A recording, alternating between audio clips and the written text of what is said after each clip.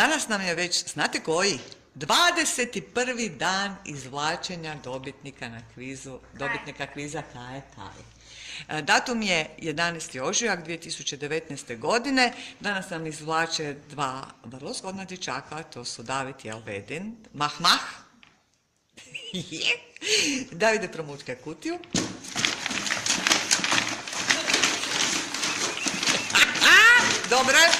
Dobro je, da se kutija ne sruši od velikog treskanja. Odveži je.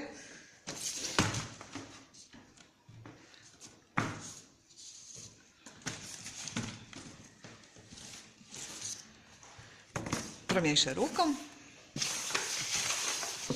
I Alvedine, poslušaj me, pojam je bio kmica, to znači mrak. Znači, točno rješenje je mrak. Kmica je tama, zarez, mrak, Stefan Polojac.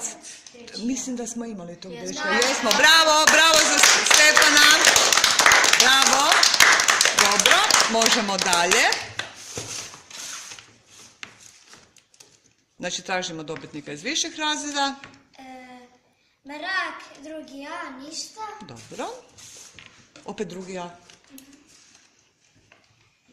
Tama, mrak, šesti B, Nek neko proba. Mladen Kondić. Mladen Kondić, znamo ga. Odlično, pljesak. Bravo. Ljudi, baj, vidimo se sutra.